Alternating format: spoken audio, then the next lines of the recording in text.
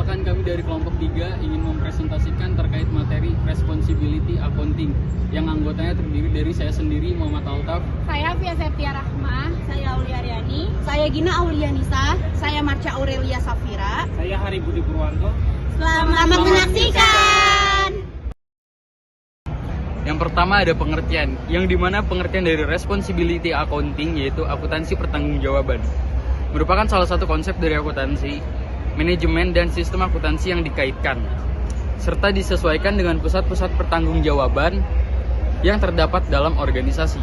Lalu yang kedua, akuntansi pertanggungjawaban disusun berdasarkan struktur organisasi yang memisahkan antara tugas wewenang dan juga tanggung jawab dari masing-masing tingkat manajemen. Lalu yang ketiga, pada akuntansi pertanggungjawaban mendorong individu, terutama manajer, untuk berperan aktif dalam mencapai tujuan dan perusahaan secara efektif dan juga efisien.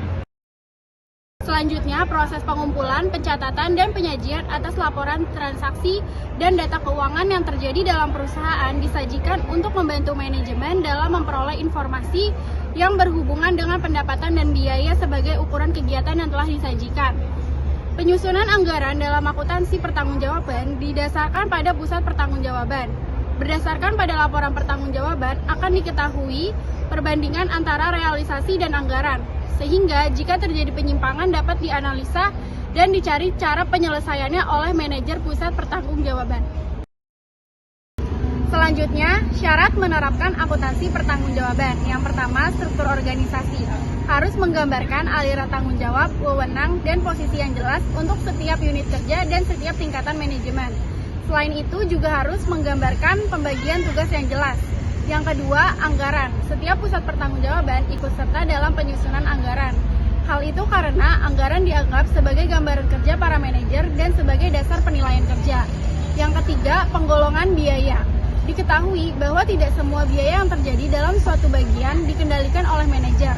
Maka, hanya biaya-biaya yang terkendalikan harus dipertanggungjawabkan. Pemisahan antara biaya yang terkendalikan dan biaya yang tidak diterkendalikan sangat penting dilakukan dalam akuntansi pertanggungjawaban. Yang keempat, syarat menerapkan akuntansi pertanggungjawaban. Sistem akuntansi, biaya yang terjadi akan dikumpulkan untuk setiap tingkatan manajer, maka biaya yang harus digolongkan dan diberi kode sesuai dengan tingkatan yang terdapat dalam organisasi. Kode perkiraan diperlukan untuk mengklasifikasi perkiraan dalam neraca dan laporan laba rugi. Yang kelima, sistem pelaporan biaya. Setiap bagian akuntansi akan membuat laporan pertanggungjawaban yang dilakukan setiap bulan untuk masing-masing pusat biaya. Pada awal bulan dibuat rekapitulasi biaya atas dasar total biaya bulan lalu yang tercantum dalam kartu biaya. Oleh karena itu, atas dasar rekapitulasi biaya maka akan disajikan laporan pertanggungjawaban biaya. Isi dari laporan tersebut disesuaikan dengan tingkat manajemen yang akan menerimanya. Manfaat dari akuntansi pertanggungjawaban. Yang pertama adalah informasi akuntansi sebagai dasar penyusunan anggaran. Yang kedua adalah informasi akuntansi sebagai penilaian kinerja manajer pusat pertanggungjawaban. Dan yang ketiga, informasi akuntansi sebagai pemotivasi manajer. Yang keempat, informasi akuntansi memungkinkan pengelolaan aktivitas. Dan yang terakhir, informasi akuntansi memungkinkan pemantauan efektivitas program pengelolaan aktivitas. Jenis-jenis pertanggungjawaban. Yang pertama, investment center. Pusat pertanggungjawaban di mana manajernya bertanggung jawab terhadap pendapatan kos dan investasi. Manajer pusat ini bertanggung jawab atas dasar keuntungan dari investasi yang diperlukan untuk memperoleh laba. Dengan kata lain, manajer pusat investasi memiliki tanggung jawab untuk mendapatkan dana dari kegiatan investasi.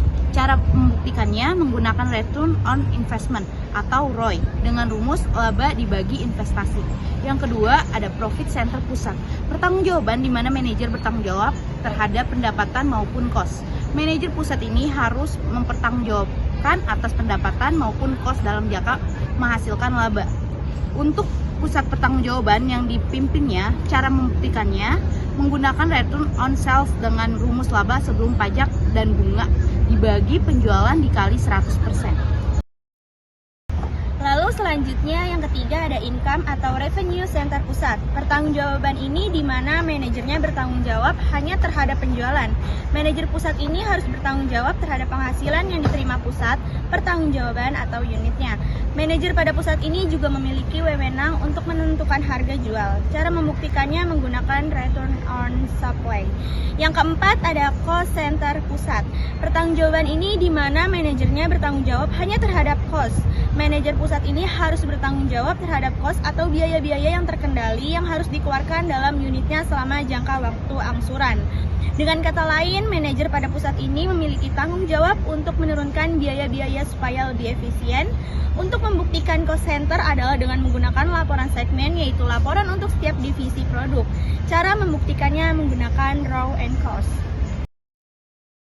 Sekian presentasi dari kelompok kami, kurang lebihnya mohon maaf. Wassalamualaikum warahmatullahi wabarakatuh.